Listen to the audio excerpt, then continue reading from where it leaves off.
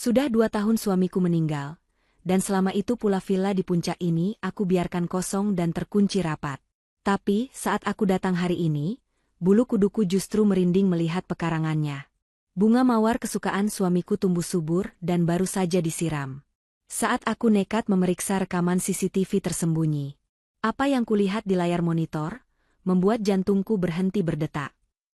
Sebelum ceritanya dimulai, silahkan tulis di kolom komentar dari daerah mana saja teman-teman yang menonton cerita ini. Jangan lupa like dan subscribe agar channel ini bisa semakin berkembang dan bisa mempersembahkan cerita yang lebih menarik lagi. Mobil sedan hitam itu melaju perlahan membelah kabut tipis yang menyelimuti kawasan puncak sore itu. Di balik kemudi, Davina menghela napas panjang. Tangannya mencengkeram setir dengan erat, mencoba menyalurkan rasa sesak yang tiba-tiba menghimpit dadanya. Sudah 2 tahun berlalu sejak Putra, suaminya, meninggal dunia karena serangan jantung mendadak. Selama 2 tahun itu pula, Davina tidak pernah berani menginjakan kaki ke villa peristirahatan mereka ini. Terlalu banyak kenangan manis yang menyakitkan di sana. Namun hari ini, ia harus memberanikan diri. Niatnya sudah bulat untuk menjual villa tersebut. Biaya perawatan yang mahal dan rasa sakit setiap kali mengingat tempat itu, membuat Davina merasa melepaskannya adalah jalan terbaik.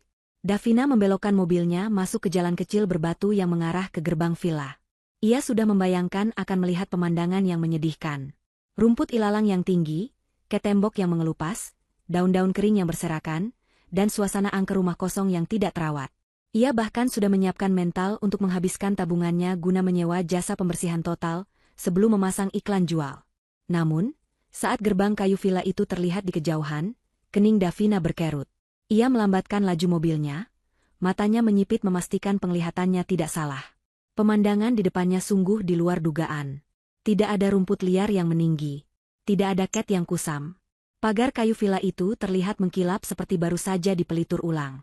Davina menghentikan mobilnya tepat di depan gerbang. Ia turun dengan langkah ragu. Angin dingin puncak menerpa gamis panjang yang ia kenakan, membuat kainnya berkibar pelan. Ia menyentuh kerudungnya, memastikan posisinya tetap rapi, lalu melangkah mendekati pagar. Matanya membelalak saat melihat pekarangan depan. Bunga-bunga mawar tumbuh dengan sangat subur dan rapi.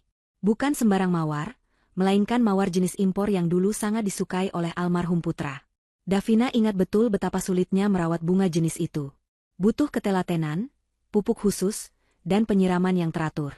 Jika villa ini kosong selama 2 tahun, seharusnya tanaman-tanaman ini sudah mati mengering. Tapi yang dilihatnya justru sebaliknya. Kelopak-kelopak bunga itu mereka sempurna. Tanah di sekitarnya pun gembur dan basah, menandakan baru saja disiram pagi tadi atau sore ini. Jantung Davina berdegup kencang. Pertanyaan demi pertanyaan membanjiri kepalanya. Siapa yang merawat semua ini? Apakah Riko, sepupu Putra yang dulu dipercaya memegang kunci cadangan, yang melakukannya? Tapi Riko selalu mengeluh sibuk dengan pekerjaannya di luar kota, dan sering meminta uang pada Davina dengan alasan bisnisnya sedang seret. Rasanya mustahil Riko menyisihkan waktu dan uang untuk merawat villa yang lokasinya jauh ini. Davina meraba tas tangannya, mencari kunci gerbang. Dengan tangan gemetar, ia memasukkan anak kunci ke lubang gembok. Klik. Terbuka. Gembok itu tidak berkarat sama sekali, sangat licin saat diputar. Davina melangkah masuk ke halaman. Suasana terasa begitu hidup, jauh dari kesan rumah kosong. Ia berjalan perlahan menuju pintu utama. Teras depan sangat bersih. Tidak ada debu tebal di lantai marmernya. Bahkan, ada sepasang sandal rumah yang tertata rapi di rak sepatu samping pintu. Sandal itu terlihat baru. Perasaan Davina semakin tidak enak. Ia merasa seperti tamu asing yang hendak masuk ke rumah orang lain, padahal sertifikat rumah ini jelas atas namanya dan nama almarhum Putra. Ia menempelkan telinganya ke pintu kayu jati yang kokoh itu. Hening. Tidak ada suara aktivitas dari dalam. Dengan napas tertahan, Davina memasukkan kunci pintu utama. Pintu terbuka dengan mulus tanpa suara derit engsel. Aroma ruangan langsung menyergap indera penciumannya. Bukan bau apek rumah tua, melainkan aroma pengharum ruangan lavender yang lembut. Itu adalah aroma kesukaan Putra. Davina melangkah masuk, kakinya gemetar saat menginjak karpet ruang tamu yang empuk dan bersih. Matanya menyapu sekeliling. Semuanya tampak sempurna. Tirai jendela yang mewah tersibak rapi membiarkan cahaya sore masuk. Sofa kulit di ruang tengah terlihat mengkilap. Meja kaca bersih tanpa noda sidik jari. Bahkan vas bunga di atas meja makan terisi bunga segar yang baru dipetik. Davina merasa bulu kuduknya meremang. Ini tidak mungkin pekerjaan hantu. Ini pekerjaan manusia. Seseorang telah tinggal di sini. Seseorang telah merawat rumah ini seolah-olah miliknya sendiri. Apakah ada tunawisma yang masuk? Tapi jika tunawisma, dari mana mereka punya uang untuk membeli pengharum ruangan mahal dan merawat taman sinda itu? Davina berjalan menuju dapur. Semuanya bersih. Kulkas menyala dan berdengung halus. Ia memberanikan diri membuka pintu kulkas. Isinya penuh. Ada buah-buahan segar, aneka minuman kemasan, sayuran, daging, dan bahan makanan lainnya. Tanggal kedaluarsa di kemasan susu menunjukkan bahwa barang-barang ini baru dibeli beberapa hari yang lalu. Davina menutup pintu kulkas dengan lemas. Ia mundur beberapa langkah, rasa takut mulai menjalar. Ia tidak sendirian. Siapapun yang tinggal di sini, bisa saja kembali kapan saja. Namun, rasa penasaran Davina mengalahkan rasa takutnya. Ia harus tahu siapa orang lancang yang berani menempati rumah peninggalan suaminya ini. Davina teringat sesuatu. Ruang kerja Putra. Di sana ada ruang rahasia di balik lemari buku, tempat Putra menyimpan brankas dan juga server untuk kamera CCTV tersembunyi. Putra adalah orang yang sangat peduli keamanan. Ia memasang kamera-kamera kecil di sudut-sudut tak terduga yang bahkan tidak diketahui oleh tamu biasa. Davina berdoa dalam hati, semoga sistem itu masih berfungsi. Ia bergegas menaiki tangga menuju lantai 2. Langkahnya dibuat seringan mungkin. Pintu ruang kerja Putra tertutup rapat. Davina membukanya perlahan. Ruangan itu juga bersih, sama seperti ruangan lainnya. Meja kerja Putra tertata rapi. Davina langsung menuju lemari buku besar yang menempel di dinding. Ia meraba bagian bawah rak ketiga, menekan sebuah panel kayu kecil yang tersembunyi. Terdengar bunyi klik pelan, dan lemari buku itu bergeser sedikit ke depan. Davina menariknya, membuka celah cukup untuk tubuhnya masuk ke ruangan sempit di belakangnya. Di dalam ruang rahasia itu, udara terasa sedikit pengap, tapi peralatannya masih ada. Davina duduk di kursi kecil di depan deretan monitor yang mati. Ia menekan tombol daya pada unit komputer utama. Lampu indikator berkedip, mesin berdengung pelan. Davina menahan napas, menunggu sistem menyala. Layar monitor berpendar, menampilkan logo sistem keamanan. Ia mengetikkan kata sandi yang hanya diketahui olehnya dan Putra, tanggal pernikahan mereka. Sistem terbuka. Layar terbagi menjadi beberapa kotak kecil, menampilkan pandangan langsung dari berbagai sudut villa. Ruang tamu, dapur, teras, kamar utama, semuanya terlihat kosong saat ini. Davina menghela napas lega, setidaknya saat ini tidak ada orang di dalam rumah selain dirinya. Namun, ia butuh jawaban. Tangannya menggerakkan tetikus, membuka menu rekaman arsip. Ia ingin melihat apa yang terjadi kemarin malam. Davina memilih berkas rekaman tertanggal 1 hari sebelumnya, pukul 8 malam. Video mulai diputar. Awalnya hanya ruangan kosong yang terlihat. Davina mempercepat laju video. Tiba-tiba, pintu utama terbuka. Lampu ruang tengah menyala. Davina mendekatkan wajahnya ke layar, matanya memicing. Sosok seorang pria masuk ke dalam bingkai kamera. Pria itu berjalan santai, seolah ia adalah pemilik rumah. Ia mengenakan baju koko putih dan kain sarung tenun. Davina menutup mulutnya dengan tangan, menahan pekikan. Baju dan sarung itu adalah milik Putra. Ia sangat mengenalnya. Saat pria itu berbalik menghadap ke arah kamera yang tersembunyi di balik jam dinding, wajahnya terlihat jelas. Itu Riko, sepupu Putra. Davina merasa darahnya mendesir. Jadi selama ini Riko yang menempati villa ini? Riko yang selalu mengaku hidup susah dan meminta belas kasihan Davina, ternyata hidup mewah di sini? Kemarahan mulai membakar dada Davina. Riko telah membohonginya mentah-mentah. Tapi kejutan itu belum berakhir. Dalam rekaman itu, Riko duduk di sofa, menyalakan televisi, lalu memanggil seseorang. Dari arah tangga, turun seorang wanita. Wanita itu mengenakan piyama panjang berbahan sutra yang terlihat sangat nyaman. Rambutnya terurai panjang. Saat wanita itu melintas di bawah cahaya lampu kristal, Davina merasa jantungnya berhenti berdetak seketika. Wajah itu sangat akrab. Senyuman itu sering Davina lihat setiap minggu saat mereka bertemu di acara pengajian atau makan siang bersama. Itu Dita, sahabat terbaiknya. Davina merasa dunianya runtuh. Dita, sahabat yang selalu memeluknya saat ia menangis merindukan Putra. Dita, yang selalu berkata sabar dan menguatkan Davina. Dita, yang selalu berkata ia sedang sibuk mengurus butiknya, ternyata ada di sini. Di villa milik Davina. Bersama sepupu suaminya. Di layar monitor, Davina melihat Dita berjalan menghampiri Riko, membawa nampan berisi potongan buah dan 2 gelas minuman.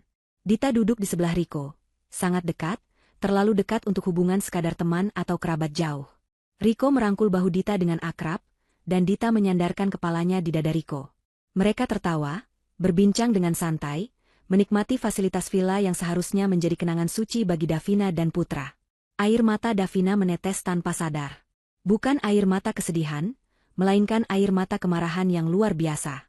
Pengkhianatan ini terlalu menyakitkan. 2 orang yang paling ia percaya, ternyata menusuknya dari belakang dengan cara yang paling keji. Davina menaikkan volume suara pada rekaman itu. Audio yang tertangkap sedikit berisik, namun cukup jelas. Ia mendengar suara tawa Riko yang menggelegar. "Nyaman sekali ya, Dit. Tidak sia-sia kita rawat tempat ini," ucap Riko dalam rekaman itu sambil mengambil potongan apel. Dita tersenyum, lalu menyuapkan sepotong buah ke mulut Riko. "Tentu saja. Daripada dijual murah oleh janda bodoh itu, lebih baik kita yang nikmati. Lagi pula, dia tidak akan pernah curiga. Davina itu terlalu lugu. Dia pikir kamu sepupu yang berbakti dan aku sahabat yang setia." Tangan Davina mengepal kuat hingga kuku-kukunya memutih. Kata-kata Dita menamparnya lebih keras daripada pukulan fisik manapun. "Janda bodoh," gumam Davina menirukan ucapan Dita dengan suara bergetar menahan amarah. Ia terus menatap layar, merekam setiap detail pengkhianatan itu dalam ingatannya. Namun, apa yang terjadi selanjutnya dalam rekaman itu membuat Davina menyadari bahwa masalah ini bukan sekadar perselingkuhan atau penyerobotan rumah. Ada sesuatu yang jauh lebih gelap, sesuatu yang membuat bulu kuduknya berdiri tegak. Riko terlihat bangkit dari sofa, berjalan mondar-mandir dengan wajah serius. "Tapi sampai kapan kita sembunyi-sembunyi begini? Kapan kita bisa balik nama sertifikatnya? Aku bosan harus pura-pura miskin di depan Davina." Dita tertawa kecil, suara tawanya terdengar dingin dan menakutkan. "Sabar, Mas. Semuanya butuh proses. Kita sudah berhasil menyingkirkan Putra 2 tahun lalu tanpa jejak. Masa urus surat saja kamu tidak sabar?" Napas Davina tercekat. Ia merasa pasokan oksigen di ruang sempit itu mendadak hilang. Menyingkirkan Putra? Tanpa jejak? Apa maksud ucapan Dita? Davina mematung, matanya terbelalak menatap layar monitor yang kini seolah menampilkan film horor paling mengerikan dalam hidupnya. Kata-kata Dita terus terngiang di telinga Davina, berulang-ulang seperti kaset rusak. "Kita sudah berhasil menyingkirkan Putra 2 tahun lalu tanpa jejak." Tubuh Davina menggigil hebat. Ia memeluk dirinya sendiri, berusaha meredam getaran yang menguasai seluruh persendiannya. Selama ini, ia dan seluruh keluarga percaya bahwa Putra meninggal karena serangan jantung alami. Dokter mengatakan hal itu wajar karena Putra memang memiliki riwayat kolesterol tinggi dan sering bekerja lembur. Tidak ada yang curiga. Tidak ada yang meminta otopsi. Putra dimakamkan dengan tenang, dan Davina menerima takdir itu dengan ikhlas. Namun kini, keikhlasan itu hancur berkeping-keping. Davina kembali memutar rekaman itu, memundurkannya sedikit untuk memastikan pendengarannya tidak salah. Ia memasang headphone yang tergantung di dinding, agar suara percakapan mereka terdengar lebih jernih. "Jangan bicara keras-keras soal itu," sahut Riko dalam video, terlihat sedikit waspada meski mereka hanya berdua. "Kalau sampai ada yang dengar, kita tamat." "Siapa yang mau dengar?" Dita mencibir, ia bangkit dan menuangkan air ke dalam gelas. "Villa ini terisolasi. Davina tidak akan kesini karena trauma, dan warga desa tidak peduli. Rencana kita sempurna, Mas. Obat herbal yang aku tukar dengan obat jantung Putra itu bekerja sangat lambat tapi pasti. Tidak ada racun yang terdeteksi, hanya gagal jantung biasa." Davina membekap mulutnya kuat-kuat agar isak tangisnya tidak pecah. Air mata mengalir deras membasahi pipinya. Jadi itu sebabnya. Davina ingat, sebulan sebelum kematiannya, Putra mengeluh obat jantungnya terasa berbeda, rasanya lebih pahit. Waktu itu Dita yang menawarkan diri mengambilkan obat Putra di apotek, karena Davina sedang sakit tifus. Dita bilang, apoteker mengganti mereknya dengan generik yang khasiatnya sama. Davina percaya begitu saja. Ternyata, itu adalah awal dari pembunuhan berencana terhadap suaminya. Sahabatnya sendiri yang membunuh suaminya, perlahan-lahan, hari demi hari, tepat di depan matanya. Rasa mual menyerang perut Davina. Ia ingin muntah. Ia ingin berteriak. Namun, insting bertahan hidupnya tiba-tiba menyala. Suara deru mesin mobil terdengar samar dari arah luar villa. Davina tersentak. Ia melepas headphone dan menajamkan pendengaran. Suara itu semakin jelas, mendekat ke arah gerbang. Jantung Davina berpacu liar. Ia melihat ke layar monitor yang menampilkan kamera gerbang depan. Sebuah mobil SUV putih berhenti di sana.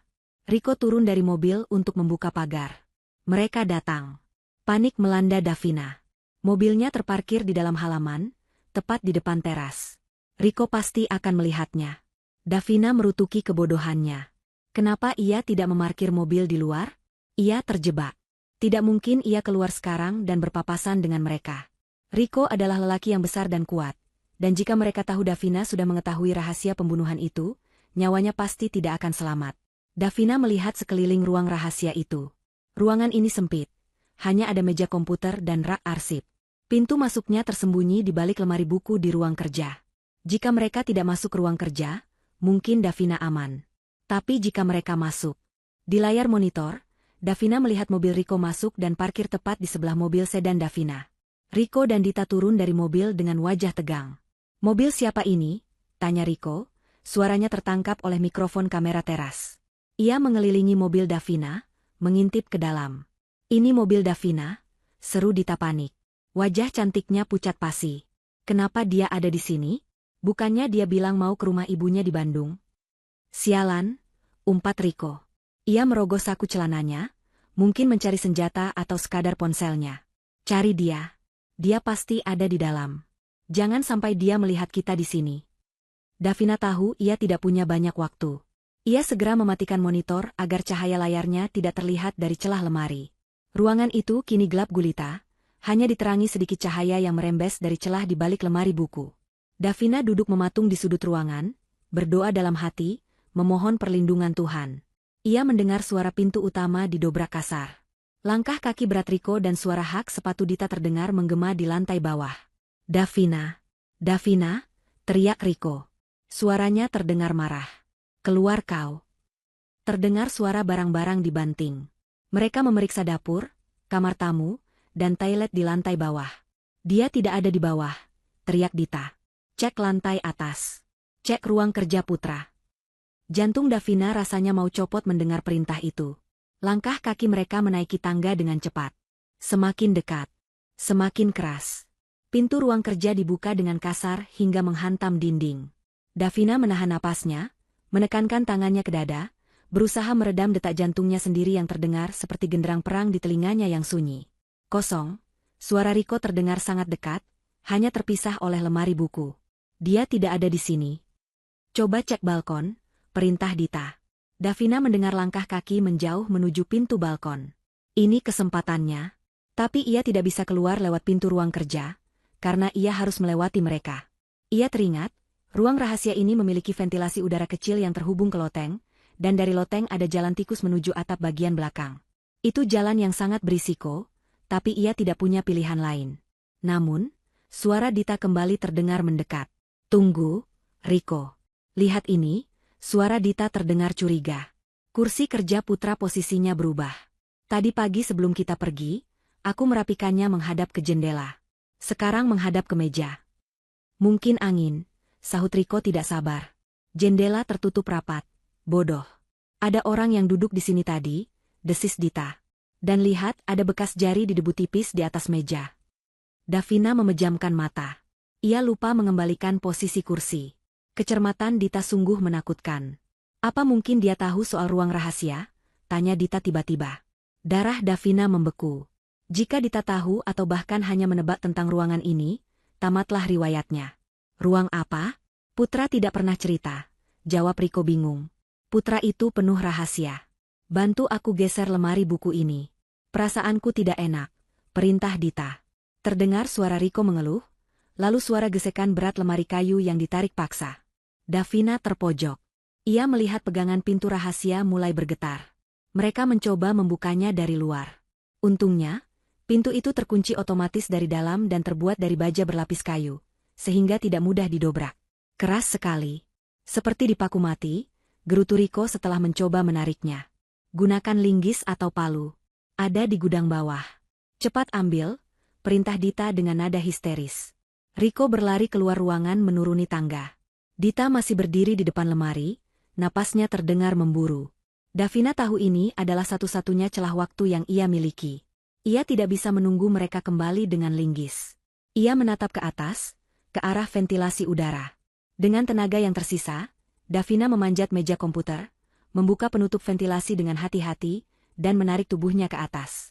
Sempit, kotor, dan gelap. Gamisnya tersangkut paku, robek di bagian bawah, tapi ia tidak peduli. Ia merayap di lorong ventilasi yang berdebu itu secepat mungkin. Di bawah, ia mendengar Riko kembali dengan napas ngos-ngosan. "Minggir!" teriak Riko. Bam! Bam!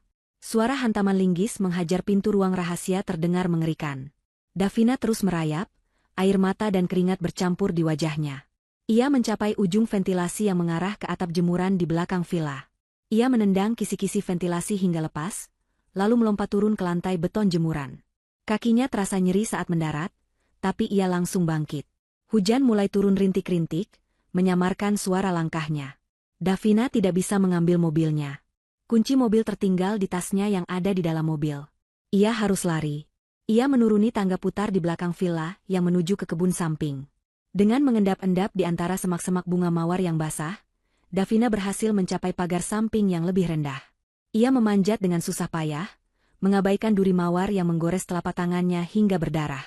Begitu kakinya menyentuh tanah di luar area villa, Davina berlari sekencang-kencangnya menembus kegelapan jalan desa. Ia tidak menoleh ke belakang. Ia terus berlari sampai paru-parunya terasa terbakar, menuju ke jalan raya utama untuk mencari pertolongan atau angkutan umum. Di tengah pelariannya, di bawah guyuran hujan yang semakin deras, rasa takut Davina perlahan berubah.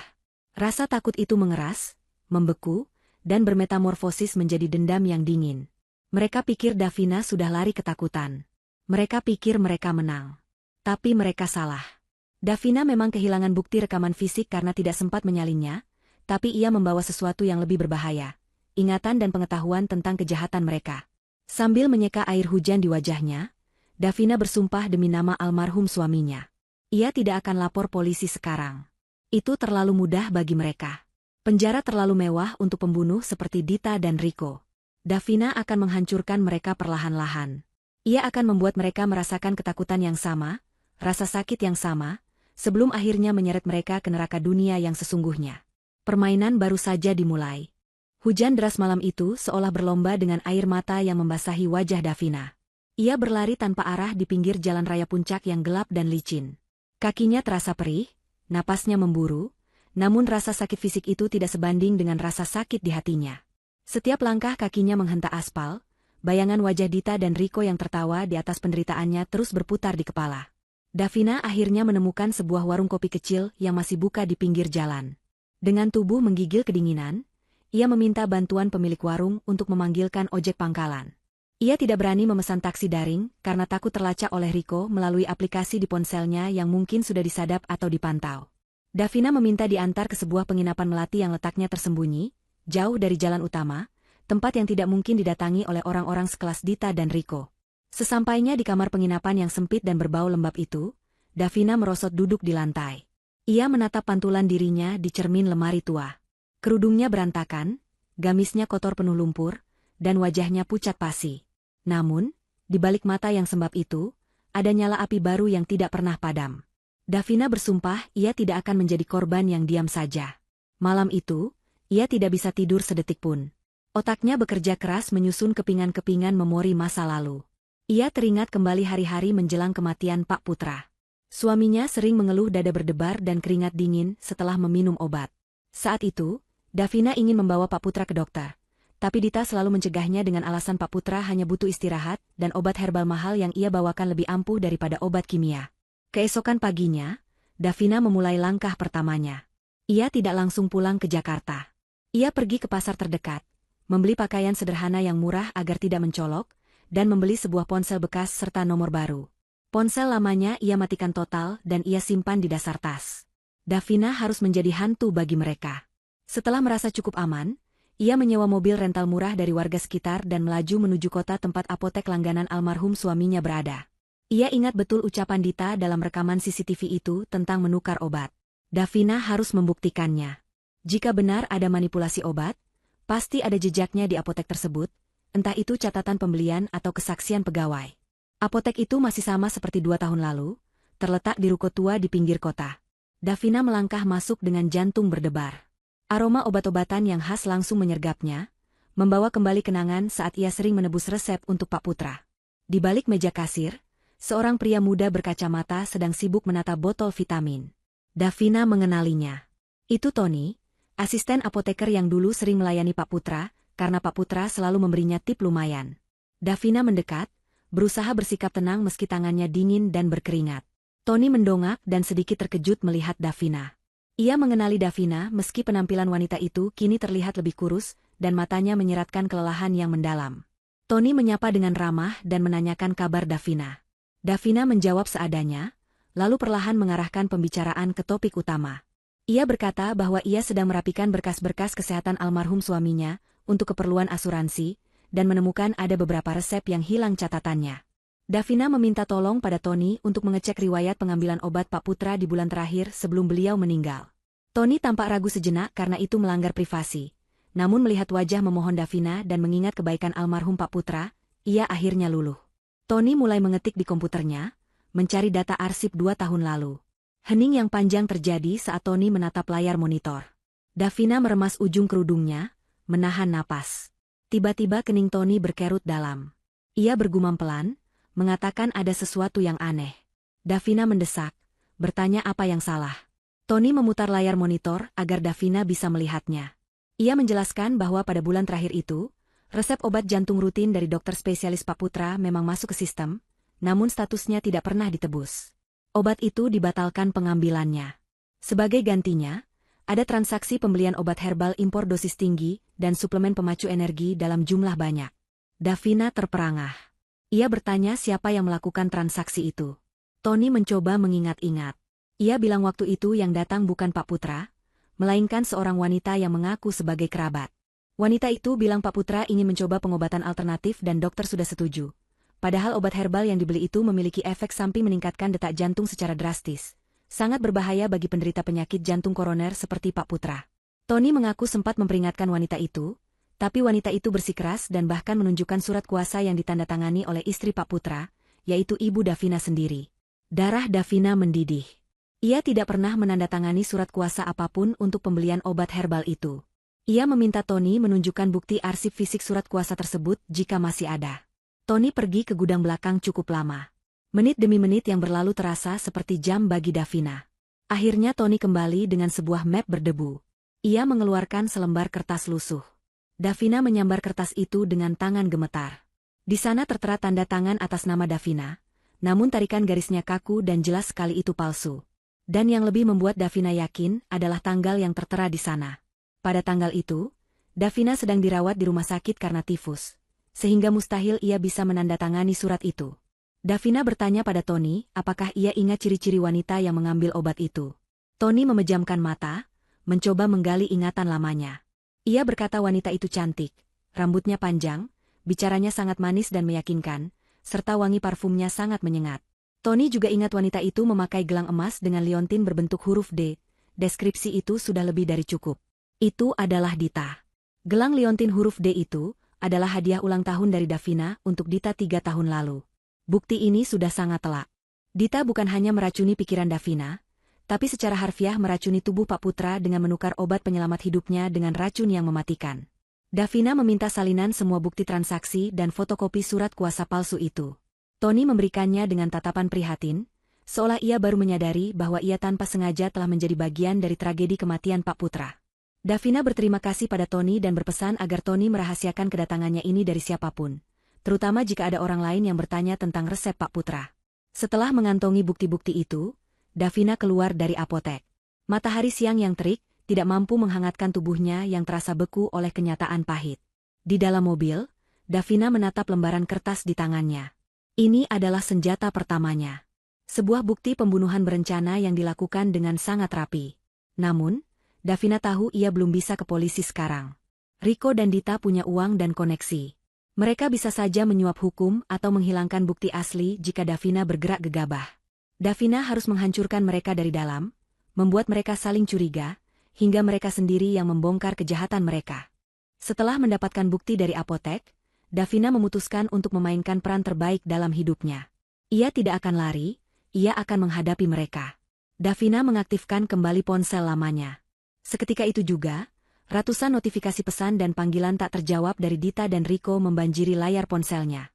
Davina menarik napas panjang, menenangkan detak jantungnya yang berpacu kencang, lalu menekan tombol panggil ke nomor Dita. Ia harus terdengar wajar, seolah-olah ia adalah Davina yang bodoh dan polos, bukan Davina yang baru saja kabur dari ventilasi udara semalam. Nada sambung berbunyi 2 kali sebelum akhirnya diangkat. Suara Dita terdengar panik dan histeris di ujung sana. Dita langsung memberondong Davina dengan pertanyaan. Di mana Davina sekarang? Kenapa mobilnya ada di villa tapi orangnya hilang? Kenapa ponselnya mati seharian?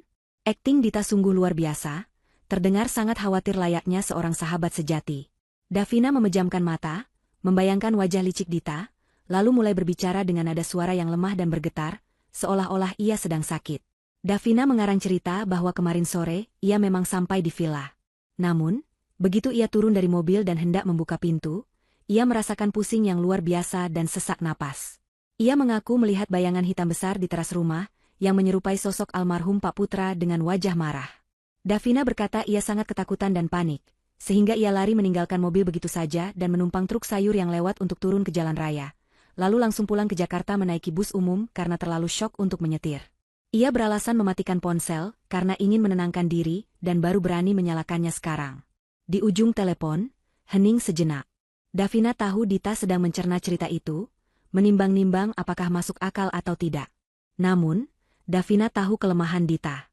Dita selalu menganggap Davina wanita lemah, penakut, dan percaya pada hal-hal mistis.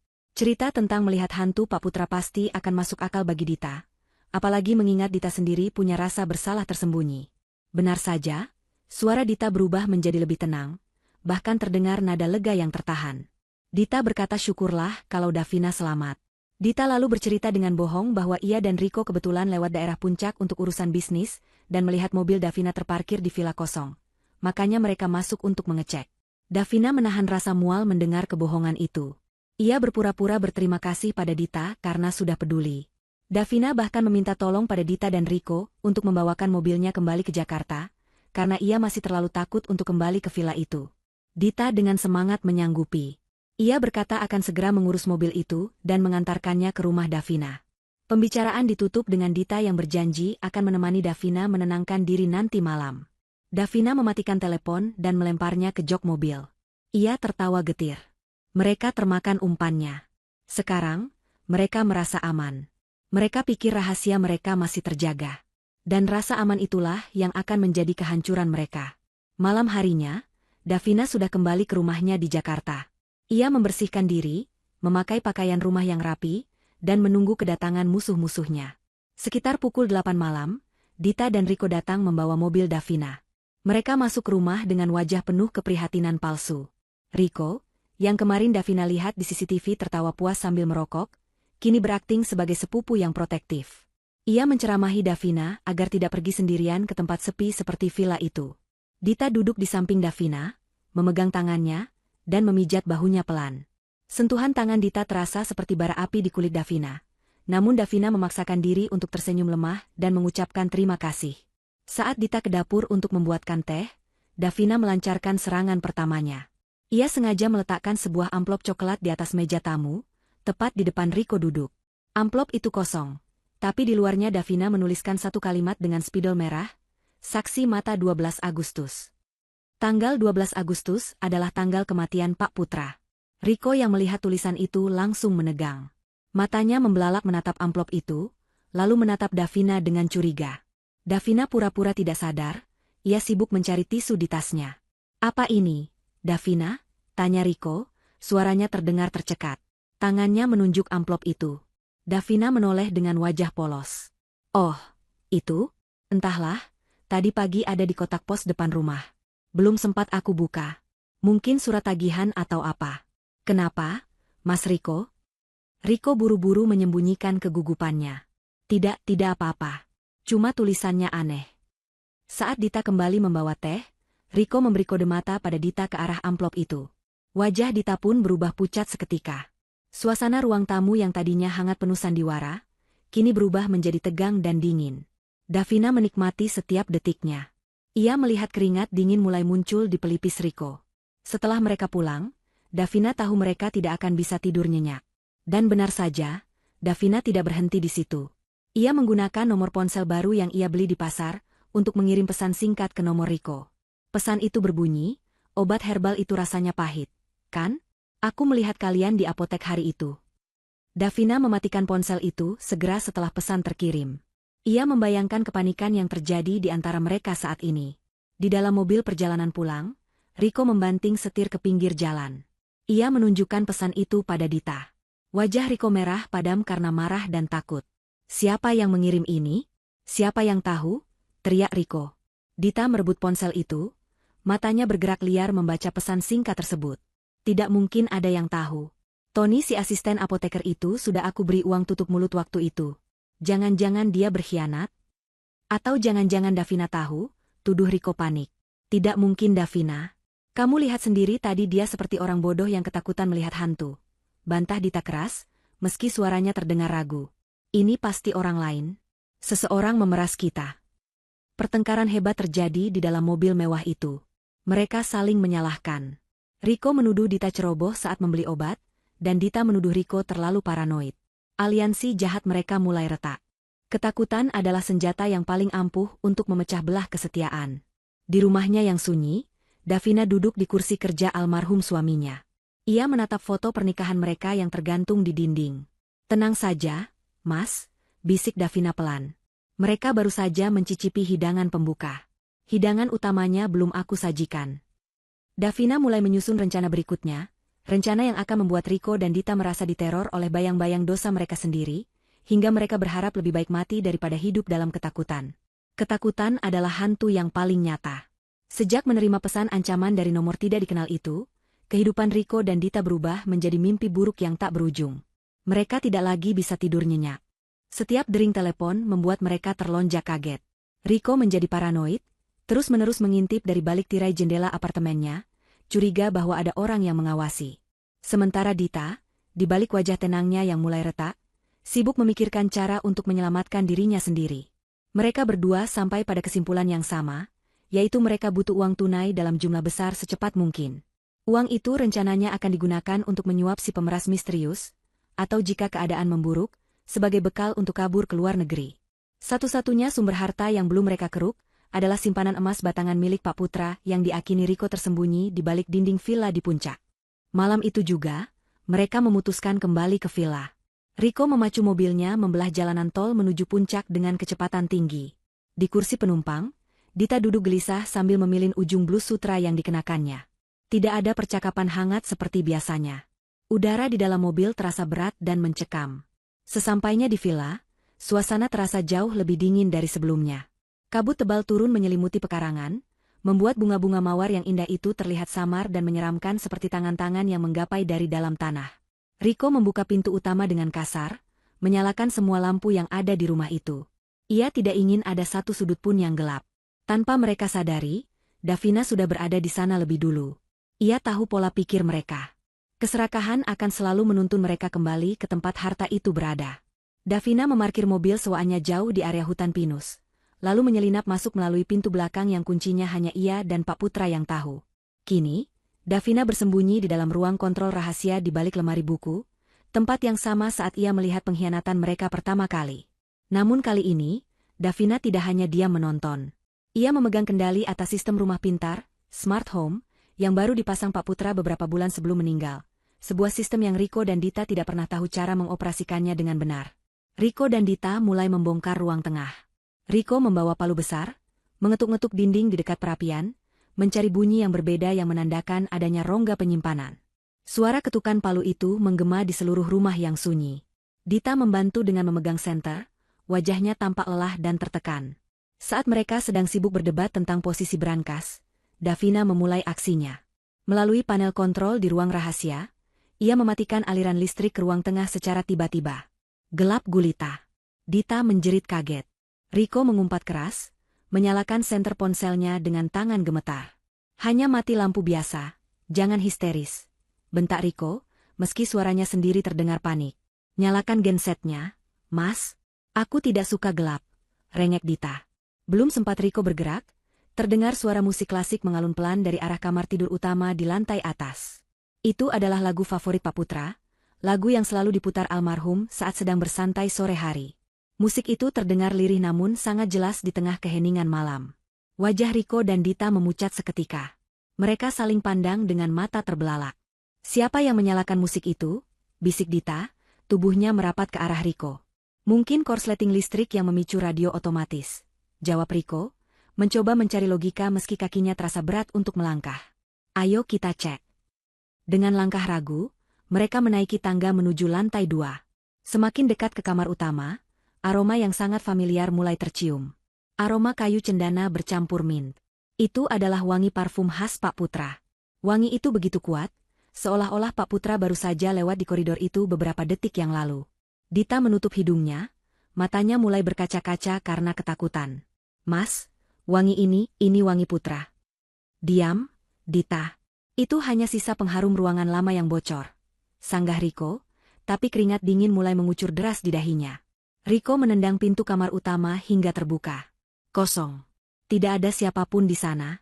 Musik klasik itu berhenti mendadak tepat saat pintu terbuka. Hening kembali menyergap. Namun, pandangan mereka tertuju pada satu benda di tengah ruangan. Kursi goyang rotan milik Pak Putra yang menghadap ke jendela, kini bergoyang pelan. Kriet. Gerakannya konstan, seolah ada seseorang yang sedang duduk di sana menikmati pemandangan malam. Dita menjerit histeris dan langsung berlari keluar kamar menuruni tangga. Riko yang mencoba bersikap berani, menodongkan palu ke arah kursi kosong itu. Keluar. Siapa di sana? Jangan main-main denganku, teriaknya. Tidak ada jawaban. Hanya suara angin yang menderu di luar jendela. Keberanian Riko runtuh. Ia berbalik dan lari menyusul Dita ke lantai bawah. Sesampainya di ruang makan, mereka dikejutkan lagi oleh pemandangan di atas meja. Di sana, di atas meja kaca yang bersih, tergeletak sebuah amplop putih besar. Padahal, 10 menit yang lalu saat mereka masuk, meja itu kosong. Riko mendekati meja itu dengan napas memburu. Ia mengambil amplop itu. Isinya adalah selembar kertas hasil fotokopi. Itu adalah salinan laporan medis palsu yang dibuat seolah-olah merupakan hasil otopsi ulang jenazah Pak Putra, lengkap dengan stempel rumah sakit. Di bagian bawah kertas itu, tertulis dengan tinta tebal, penyebab kematian, racun herbal aconitum. Diketahui oleh saksi mata. Tangan Riko gemetar hebat hingga kertas itu jatuh ke lantai. Dita memungutnya dan membacanya sekilas. Lututnya lemas, ia jatuh terduduk di lantai. Mereka tahu, Mas? Mereka tahu jenis racunnya? Isak Dita. Kita harus pergi dari sini.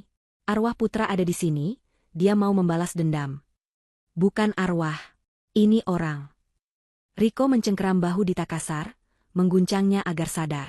Hantu tidak bisa memfotokopi dokumen. Ada orang yang masuk ke sini. Kita dijebak. Riko berlari ke pintu depan, berniat mengejar si penyusup. Namun saat ia mencoba membuka pintu, pegangannya macet. Terkunci dari luar. Ia mencoba pintu belakang, jendela, semuanya terkunci rapat. Tirai besi otomatis yang dipasang Pak Putra untuk keamanan tiba-tiba turun menutupi semua jendela dan pintu, mengurung mereka di dalam seperti tikus dalam perangkap. Dari pengeras suara yang tersembunyi di langit-langit, terdengar suara rekaman tawa Pak Putra yang sedang bercanda dengan Davina bertahun-tahun lalu. Tawa itu terdengar hangat bagi orang lain. Tapi bagi Riko dan Dita malam itu, tawa itu terdengar seperti vonis hukuman mati. Matahari pagi menyusup masuk melalui celah-celah ventilasi, namun tidak mampu menghangatkan suasana di dalam villa yang terasa seperti penjara itu. Riko dan Dita menghabiskan malam dengan duduk berhimpitan di sudut ruang tamu, terjaga semalaman dengan mata merah dan lingkaran hitam yang tebal. Tirai besi keamanan akhirnya terbuka secara otomatis pada pukul 6 pagi, sesuai pengaturan sistem yang sudah diprogram Davina. Begitu celah terbuka, Riko langsung menyeret Dita keluar dari rumah itu.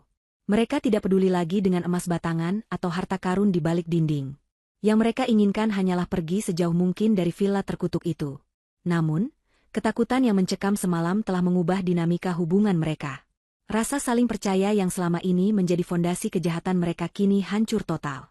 Di dalam perjalanan kembali ke Jakarta, Dita diam-diam menyusun rencananya sendiri. Ia merasa Riko terlalu ceroboh dan emosional. Jika terus bersama Riko, Dita yakin dirinya akan ikut terseret ke dalam kehancuran. Ia harus menyelamatkan dirinya sendiri. Ia teringat pada sertifikat tanah villa yang berhasil ia curi dari brankas Riko beberapa hari lalu. Ia sudah membuat duplikat palsu untuk Riko, sementara yang asli ada di tas tangannya sekarang. Dita berniat menjual villa itu secepatnya kepada seorang penadah properti bermasalah yang ia kenal lewat jaringan teman sosialitanya, lalu kabur membawa uangnya ke luar negeri, meninggalkan Riko sendirian menghadapi hantu atau pemeras itu. Davina, yang menyadap ponsel mereka melalui aplikasi pelacak yang ia tanamkan saat meminjam ponsel Riko dulu, dengan alasan ponsel Davina habis baterai saat acara keluarga, mengetahui pergerakan ini. Ia membaca pesan teks yang dikirim Dita kepada seseorang bernama Pak Haji Burhan, menyepakati pertemuan di sebuah gudang tua di pinggiran Jakarta untuk transaksi jual beli tanah, bawah tangan, secara tunai. Davina tersenyum dingin. Ini adalah kesempatan emas untuk mengadu domba mereka hingga hancur. Davina segera mengirim pesan anonim ke nomor Riko. Pesan itu singkat namun mematikan, pasanganmu sedang menjual asetmu. Gudang tua Jalan Rawa Bebek nomor 4. Pukul 10 pagi. Jangan biarkan dia kabur dengan uangmu. Riko yang sedang menyetir membaca pesan itu saat berhenti di lampu merah. Matanya membelalak. Ia menoleh ke arah Dita yang sedang pura-pura tidur di sebelahnya. Riko memeriksa tas tangan Dita secara kasar saat wanita itu terlonjak kaget. Apa-apaan sih kamu, Mas? Teriak Dita. Riko menemukan map berisi sertifikat asli villa di dalam tas Dita. Wajahnya memerah pada menahan amarah yang meledak. Jadi ini rencanamu? Hah? Kamu mau jual villa itu dan kabur sendirian? Riko menampar pipi Dita dengan keras. Mas, dengar dulu. Aku jual buat kita. Buat bayar pemeras itu. Dita berbohong sambil memegangi pipinya yang perih. Pembohong. Pesan ini bilang kamu mau kabur. Riko membanting ponselnya ke dashboard. Tanpa banyak bicara, Riko memutar balik arah mobil dengan beringas. Ia tidak jadi pulang ke apartemen, melainkan melaju kencang menuju alamat gudang yang disebutkan dalam pesan itu. Ia ingin memergoki Dita bertemu dengan pembelinya dan memberi pelajaran pada mereka semua. Dita menangis dan berteriak-teriak minta diturunkan, tapi Riko sudah gelap mata. Ia mengunci pintu mobil secara sentral dan memacu kendaraan itu seperti orang gila, menyalip kendaraan lain dengan berbahaya. Sesampainya di area gudang tua yang sepi, Riko melihat sebuah mobil sedan hitam sudah terparkir di sana. Itu mobil pembeli yang sebenarnya adalah orang suruhan Davina, seorang aktor bayaran yang hanya diminta berpura-pura menunggu seseorang. Riko mengira itu komplotan Dita. Ia menyeret Dita keluar dari mobil. Mana orangnya? Mana orang yang mau kamu kasih sertifikat ini? Riko mengguncang tubuh Dita. Dita yang sudah ketakutan setengah mati melihat Riko, memegang kunci roda yang diambil dari bagasi. Mas, sadar mas, kita dijebak. Tidak ada pembeli. Dita berusaha menyadarkan Riko, tapi percuma. Riko melangkah menuju mobil sedan hitam itu, berteriak menantang orang di dalamnya untuk keluar. Saat perhatian Riko teralihkan, Dita melihat kesempatan. Ia mendorong Riko sekuat tenaga hingga Riko terhuyung, lalu Dita berlari masuk ke kursi pengemudi mobil Riko. Dita mengunci pintu dan mencoba menyalakan mesin. Riko yang menyadari Dita hendak kabur, berlari mengejar dan memukul kaca jendela dengan kunci roda. Prang! Kaca samping pecah berhamburan. Dita menjerit, menginjak gas dalam-dalam. Mobil melesat maju, hampir menabrak Riko. Riko tidak menyerah. Ia melihat ada mobil pikap tua yang kuncinya masih tergantung di pintu gudang. Sebuah kebetulan yang sebenarnya juga sudah diatur oleh Davina yang menyewa gudang itu. Riko melompat masuk ke pikap itu dan mengejar Dita. Kejar-kejaran mobil terjadi di jalanan sepi menuju arah luar kota. Dita yang panik menyetir dengan tidak terkendali. Ia melihat Riko semakin dekat dari kaca spion. Wajah sepupu Pak Putra itu terlihat seperti iblis yang siap mencabut nyawanya. Di sebuah tikungan tajam, Dita kehilangan kendali.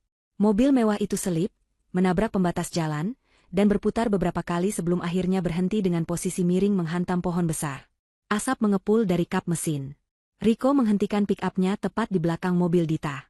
Ia turun dengan napas memburu, kunci roda masih di tangannya. Ia berjalan mendekati bangkai mobil mewah itu. Dita masih sadar, terjepit di antara kemudi dan kursi, darah mengalir dari pelipisnya membasahi kerudung yang ia kenakan. Ah, tidak, Dita tidak mengenakan kerudung, melainkan blus mewahnya yang kini terkoyak. Ia merintih minta tolong saat melihat Riko mendekat. Namun, alih-alih menolong, Riko justru tertawa histeris melihat kondisi Dita. Mau lari kemana lagi kamu? Dita sayang, kita ini satu paket. Kalau aku hancur, kamu juga hancur. Tiba-tiba, terdengar suara sirine polisi meraung-raung mendekat dari kejauhan. Davina telah menelepon polisi melaporkan adanya kecelakaan dan perkelahian brutal di lokasi tersebut. Riko panik. Ia tidak bisa tertangkap di sini dengan senjata di tangan dan kondisi Dita yang parah. Ia juga membawa sertifikat asli di sakunya. Insting kriminalnya mengambil alih. Ia menarik paksa Dita keluar dari mobil yang ringsek, mengabaikan teriakan kesakitan wanita itu. "Bangun. Kita harus pergi dari sini," bentak Riko. Ia menyeret Dita masuk ke dalam pick-up tua itu. "Mas, sakit tulang rusukku patah," rintih Dita. "Diam atau ku habisi kau di sini." Riko memutar pick-up itu dan kabur ke arah jalan tikus yang menuju kembali ke puncak. Di benak Riko yang sudah kacau, hanya ada satu tempat yang aman. Villa itu. Villa dengan sistem keamanan tinggi dan dinding tebal. Ia berpikir jika ia bisa sampai di sana, ia bisa bersembunyi, mengambil emas di balik dinding, lalu kabur lewat hutan di belakang villa. Ia tidak sadar bahwa ia justru sedang berlari masuk kembali ke dalam mulut singa. Davina memang menginginkan mereka kembali ke sana. Panggung terakhir sudah disiapkan, dan kali ini, tidak akan ada jalan keluar bagi mereka. Mobil pick-up tua yang dikemudikan Riko meraung keras saat menanjak jalanan curam menuju villa. Mesinnya yang tua dipaksa bekerja melampaui batas, memuntahkan asap hitam pekat ke udara pegunungan yang dingin. Di kursi penumpang, Dita meringkuk kesakitan. Wajahnya lebam, napasnya tersendat-sendat karena rasa nyeri yang menusuk di bagian rusuknya akibat benturan keras saat kecelakaan tadi. Tidak ada lagi Dita yang anggun, tidak ada lagi wanita sosialita yang sombong. Yang ada hanyalah sosok wanita ketakutan yang terjebak bersama seorang pria yang kini terlihat seperti orang gila. Riko mencengkeram kemudi dengan mata melotot. Mulutnya terus bergumam tidak jelas tentang emas, sertifikat, dan rencana pelarian. Bagi Riko, villa itu adalah satu-satunya benteng pertahanan terakhir. Ia yakin polisi tidak akan bisa menyentuhnya di sana. Setidaknya sampai ia berhasil mengambil harta simpanan Pak Putra dan kabur lewat jalan hutan di belakang bukit. Begitu sampai di halaman depan villa, Riko tidak memarkir mobil dengan benar. Ia membiarkan mobil itu berhenti miring di tengah pekarangan bunga mawar yang indah, melindas beberapa tanaman kesayangan almarhum Pak Putra tanpa rasa bersalah. Riko turun, berlari memutar ke pintu penumpang, dan menyeret Dita keluar. Dita menjerit kesakitan saat lengannya ditarik kasar, namun Riko tidak peduli. Ia memapah, atau lebih tepatnya menyeret, Dita menuju pintu utama. Riko menggunakan kunci cadangan yang selalu ia bawa untuk membuka pintu. Begitu mereka masuk, Riko langsung membanting pintu dan menguncinya rapat-rapat, lalu menumpuk kursi dan meja ke depan pintu sebagai barikade, seolah-olah polisi akan mendobrak masuk detik itu juga. Suasana di dalam villa terasa mencekam. Langit di luar mulai gelap karena mendung tebal yang menggantung, membawa pertanda badai besar akan segera turun. Riko mendudukkan Dita di sofa ruang tengah, lalu ia berlari ke dapur mencari peralatan.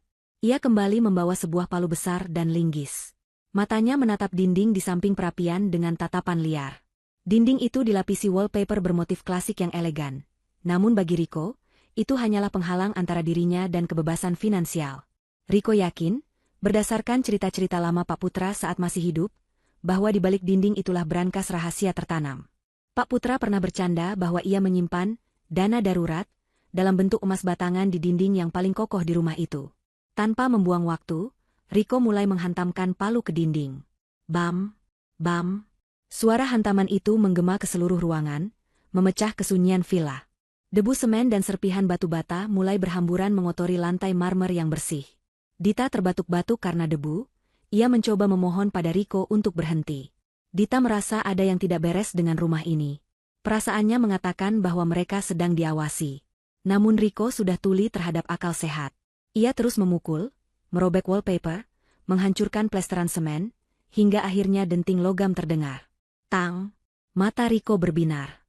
Ia memukul lebih keras di area itu, merontokkan sisa-sisa semen hingga terlihatlah sebuah pintu brankas besi berwarna hitam yang tertanam kokoh di dalam dinding. Riko tertawa histeris. Ia menjatuhkan palunya dan berlutut di depan brankas itu, seolah sedang menyembah berhala. Tangannya gemetar saat meraba permukaan besi dingin itu. Akhirnya, tiket kebebasannya ada di depan mata. Emas batangan senilai miliaran rupiah pasti ada di dalamnya. Cukup untuk hidup mewah di luar negeri, dan melupakan semua kekacauan ini. Namun, tawa Riko terhenti mendadak saat ia melihat panel kunci brankas tersebut. Itu bukan kunci putar biasa, melainkan panel digital yang membutuhkan 6 digit kode angka. Riko mencoba memasukkan tanggal lahir Pak Putra. Lampu merah berkedip, diikuti bunyi bep panjang tanda salah. Riko mencoba lagi, kali ini memasukkan tanggal kematian Pak Putra. Salah lagi. Keringat dingin mulai bercucuran di dahi Riko. Ia menoleh ke arah Dita yang masih terbaring lemah di sofa. Riko bangkit dan mencengkeram kerah baju Dita. Ia mengguncang tubuh wanita itu dengan kasar. Riko berteriak menanyakan apakah Dita tahu kombinasi angka yang mungkin digunakan Pak Putra. Dita menangis, menggelengkan kepala. Ia berkata bahwa Pak Putra tidak pernah memberitahunya soal brankas, apalagi kodenya. Riko tidak percaya, ia menuduh Dita menyembunyikan sesuatu. Di tengah kepanikan Riko yang mencoba menebak-nebak sandi, tiba-tiba lampu di seluruh villa padam total. Kegelapan menyergap seketika, membuat ruangan itu menjadi gulita pekat. Dita menjerit ketakutan. Di luar, suara guntur menggelegar, diikuti kilatan petir yang menyambar, menerangi ruangan sesaat dengan cahaya putih yang menyilaukan, menciptakan bayangan-bayangan mengerikan di dinding yang hancur. Riko menyalakan senter ponselnya dengan tangan gemetar. Ia mengarahkan cahaya ke sekeliling ruangan, waspada terhadap serangan tiba-tiba. Lalu, suara itu muncul. Dari sistem audio rumah yang tersembunyi di langit-langit, terdengar suara langkah kaki yang berat. Tep, tep, tep. Suara itu terdengar seperti seseorang sedang berjalan mondar-mandir di lantai 2, tepat di atas kepala mereka. Riko menodongkan linggis ke langit-langit, berteriak menantang siapapun yang ada di sana untuk turun. Namun suara langkah kaki itu berhenti, digantikan oleh suara rekaman yang sangat mereka kenal. Itu adalah suara almarhum Pak Putra. Suara itu terdengar jernih, tenang, namun penuh wibawa, seolah-olah Pak Putra sedang berdiri di ruangan itu bersama mereka. "Kamu tahu kenapa aku membangun villa ini?" Suara Pak Putra menggema di kegelapan. "Untuk tempat berlindung keluargaku. Bukan untuk tempat persembunyian para pengkhianat." Dita menutup telinganya, menangis histeris. Ia memohon ampun, bersujud di lantai, mengira arwah Pak Putra benar-benar datang menuntut balas. Riko yang awalnya skeptis, kini mulai goyah. Bagaimana mungkin ada rekaman suara yang begitu spesifik? Apakah Pak Putra sudah tahu rencana busuk mereka sejak dulu dan menyiapkan rekaman ini? Riko merasa terjepit. Ia kembali berbalik ke arah brankas, mencoba membukanya dengan paksa menggunakan linggis. Ia mencungkil celah pintu brankas kuat tenaga, mengabaikan suara Pak Putra yang terus berbicara tentang kejujuran dan kesetiaan. "Kalian menginginkan emas itu?" Suara rekaman Pak Putra kembali terdengar, kali ini dengan nada yang lebih dingin. "Emas itu ada. Tapi hanya orang yang tulus yang tahu kuncinya. Orang yang mengingat hari paling bahagia dalam hidupku." Riko terdiam. Hari paling bahagia? Ia mencoba mengingat-ingat. Tanggal pernikahan Pak Putra? Ia sudah mencobanya tadi, tapi gagal. Kelahiran anak mereka yang meninggal saat bayi? Salah juga. Riko frustrasi. Ia memukul pintu brankas dengan tangan kosong hingga berdarah. Sementara itu, Dita yang meringkuk di lantai tiba-tiba teringat sesuatu. Davina. Kunci dari semua ini pasti berhubungan dengan Davina. Pak Putra sangat mencintai istrinya. Hari paling bahagia bagi Pak Putra pasti berkaitan dengan Davina. "Coba tanggal pertama kali mereka bertemu, Mas," bisik Dita dengan suara parau. "Putra pernah cerita padaku, dia jatuh cinta pada pandangan pertama tanggal 14 Februari, saat hujan deras di halte kampus." Riko menatap Dita ragu, tapi ia tidak punya pilihan lain. Dengan tangan gemetar dan diterangi cahaya kilat yang menyambar-nyambar dari jendela, Riko menekan tombol angka di brankas. 1, 4, 0, 2, 9, 5. Hening sejenak. Lalu terdengar bunyi klik mekanis yang halus. Lampu indikator di brankas berubah menjadi hijau. Pintu brankas terbuka sedikit. Riko bersorak kegirangan. Ia merasa menang. Ia merasa telah mengalahkan hantu Pak Putra. Dengan rakus, ia menarik pintu besi berat itu hingga terbuka lebar. Riko mengarahkan senter ke bagian dalam brankas, siap melihat tumpukan emas yang berkilauan. Namun, senyum di wajah Riko lenyap seketika. Brankas itu kosong. Tidak ada emas. Tidak ada uang tunai. Tidak ada perhiasan. Hanya ada satu benda kecil yang diletakkan tepat di tengah-tengah ruang brankas yang gelap itu. Sebuah tablet digital yang layarnya menyala otomatis begitu pintu dibuka. Di layar tablet itu, wajah Davina muncul secara live streaming.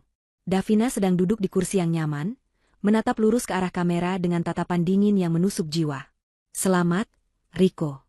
Kamu berhasil memecahkan kodenya," ucap Davina melalui layar tablet itu. Suaranya terdengar langsung dari speaker tablet, bukan rekaman.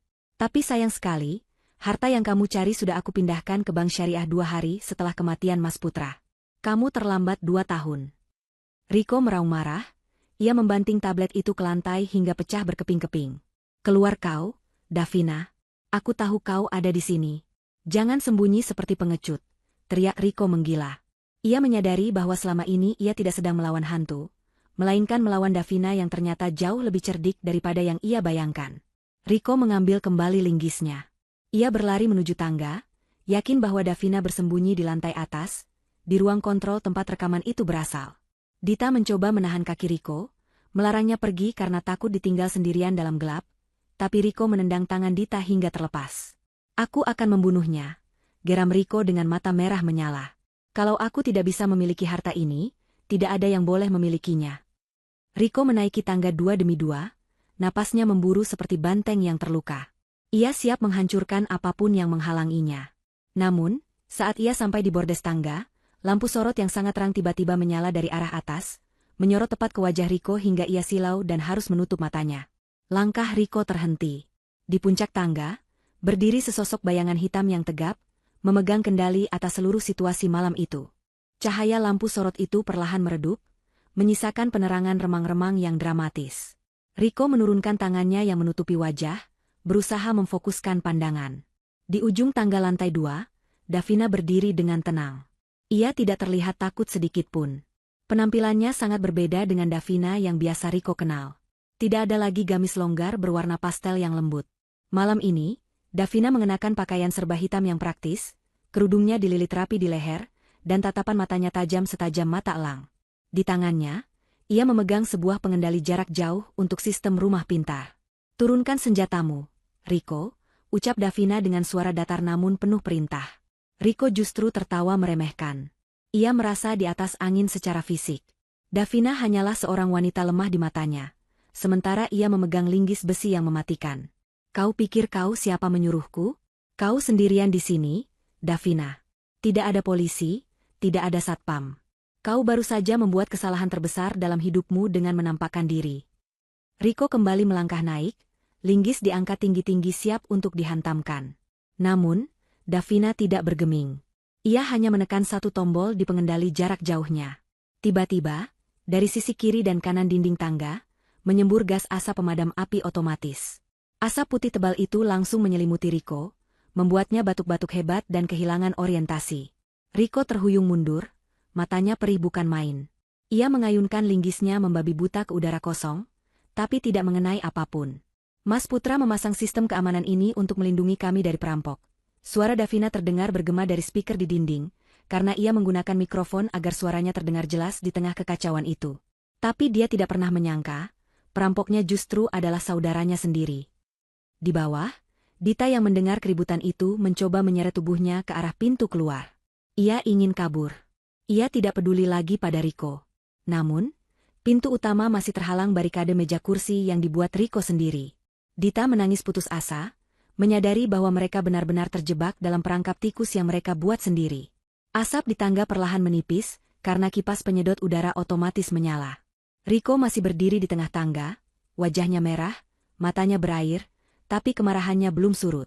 Ia melihat Davina masih berdiri di posisi yang sama. Riko meludah ke lantai. "Kau licik, Davina.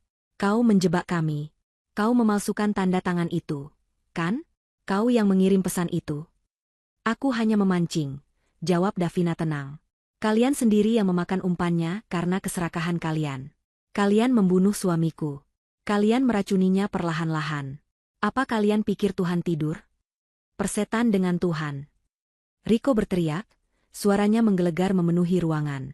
Pengakuan itu akhirnya keluar, dipicu oleh provokasi Davina. "Ya, aku yang merencanakannya. Aku yang menyuruh Dita menukar obat sialan itu. Putra itu bodoh. Dia punya segalanya tapi dia pelit. Dia memberiku gaji buta yang kecil sementara dia hidup mewah. Dia pantas mati. Dan kau juga akan menyusulnya malam ini." Riko nekat menerjang naik tangga lagi, kali ini lebih cepat, mengabaikan rasa perih di matanya. Jarak mereka tinggal 5 meter. 4 meter. Riko sudah membayangkan akan menghabisi Davina di sana. Namun, Davina tetap tenang. Ia mengangkat tangannya, menunjuk ke arah sudut-sudut ruangan di langit-langit.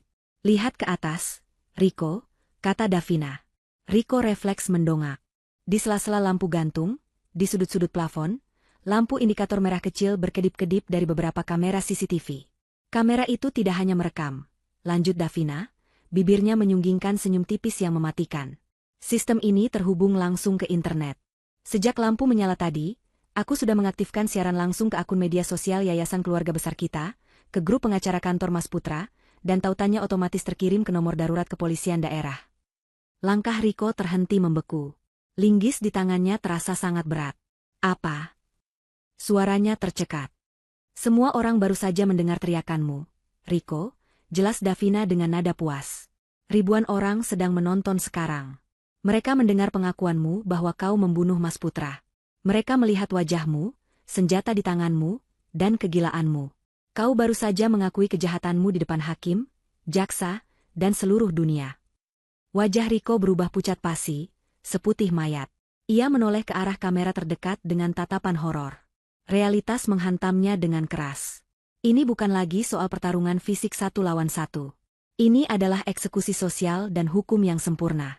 Riko merasa lututnya lemas. Linggis di tangannya jatuh berdenting menimpa anak tangga, menggelinding ke bawah. Dari kejauhan, di luar dinding villa yang tebal, sayup-sayup terdengar suara sirine mobil polisi yang semakin mendekat. Bukan satu, tapi banyak. Raungan sirine itu membelah badai, menjadi musik pengiring kehancuran Riko dan Dita. Riko mundur perlahan, menggelengkan kepala tidak percaya. Tidak mungkin. Gumamnya.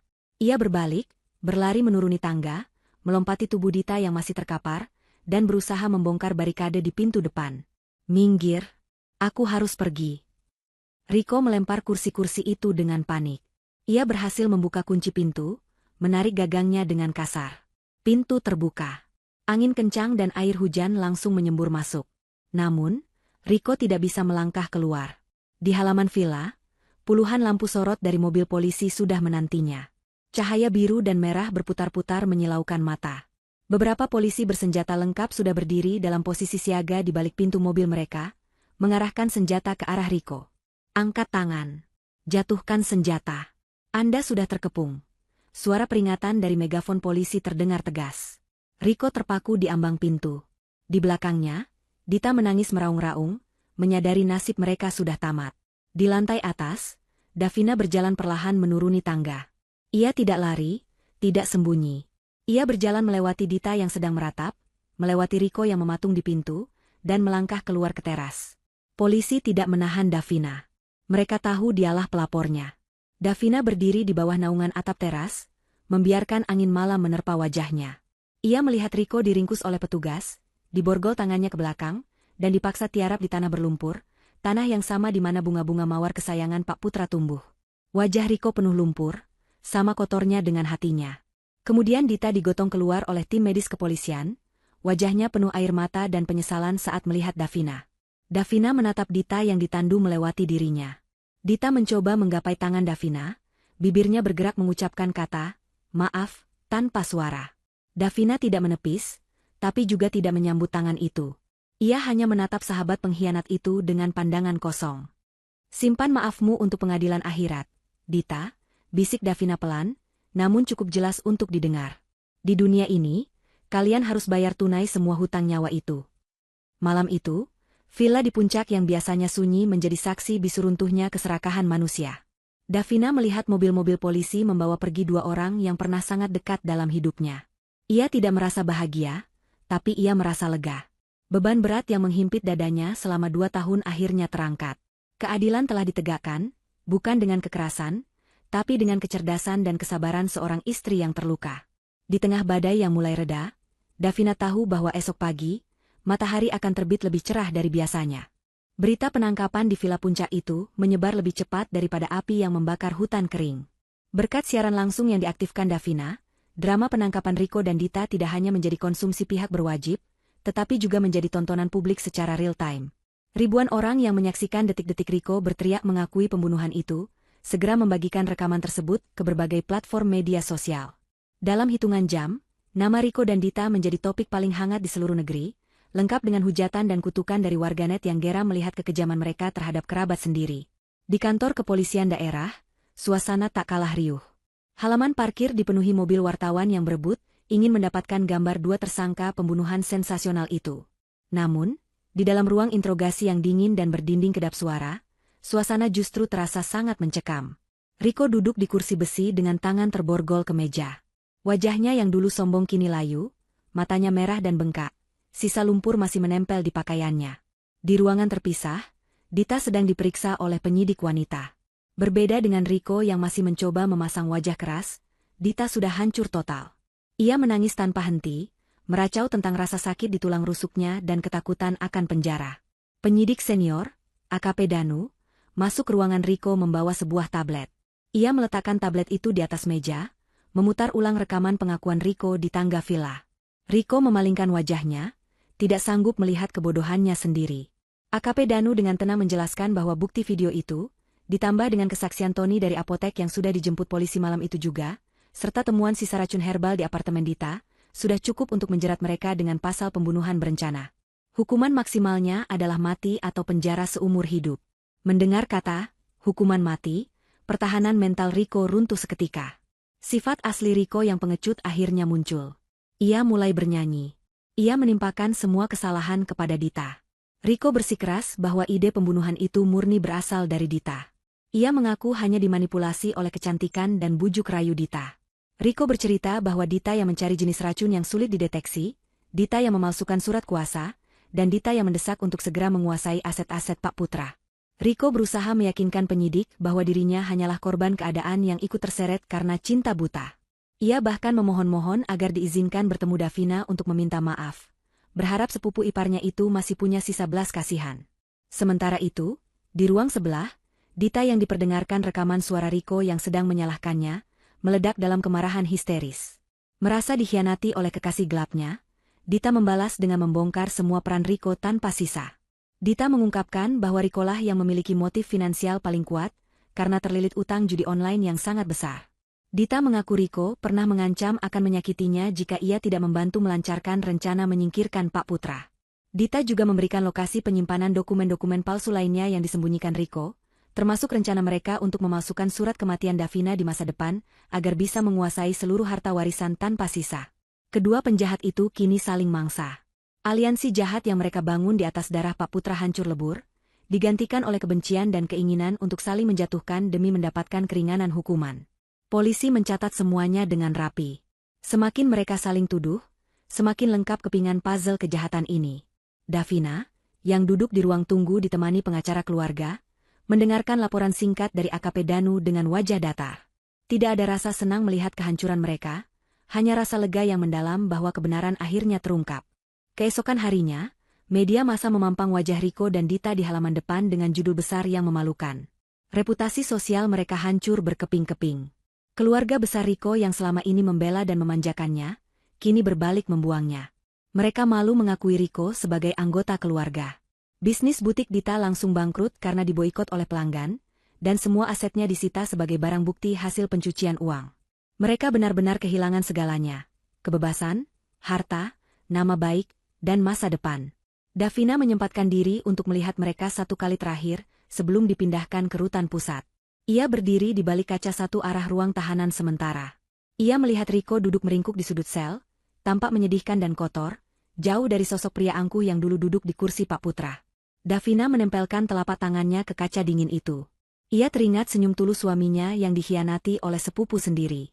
Dalam hati, Davina berpamitan pada masa lalu yang kelam itu. Ia sudah melakukan tugasnya sebagai istri. Ia sudah membersihkan nama suaminya dan menyeret para pembunuh itu ke pengadilan dunia. Sekarang, sisanya ia serahkan pada hukum negara dan hukum Tuhan. Davina berbalik, melangkah keluar dari kantor polisi, disambut oleh cahaya matahari pagi yang terasa lebih hangat dari biasanya. 6 bulan telah berlalu sejak malam badai di puncak itu. Roda keadilan telah berputar hingga mencapai titik akhirnya. Di ruang pengadilan yang padat pengunjung, hakim mengetukkan palunya 3 kali dengan tegas, menandai berakhirnya persidangan panjang yang melelahkan. Vonis telah dijatuhkan. Riko dan Dita dinyatakan bersalah atas tindak pidana pembunuhan berencana, pemalsuan dokumen, dan penggelapan aset. Majelis hakim tidak memberikan ampun sedikitpun mengingat kekejian cara mereka menghabisi nyawa korban, dan ketiadaan rasa penyesalan yang tulus selama persidangan. Riko dijatuhi hukuman penjara seumur hidup. Saat vonis dibacakan, Riko pingsan di kursi terdakwa. Harapannya untuk menghirup udara bebas telah musnah selamanya. Ia akan menghabiskan sisa hidupnya di balik jeruji besi, menua sendirian tanpa ada yang peduli, dihantui oleh bayang-bayang sepupunya sendiri. Sementara itu, Dita divonis 20 tahun penjara. Wajah cantiknya kini terlihat tua dan keriput. Matanya kosong tanpa harapan. Hukuman sosial bagi mereka bahkan lebih berat. Nama mereka akan selamanya tercatat dalam sejarah kriminal sebagai contoh nyata dari keserakahan yang membinasakan.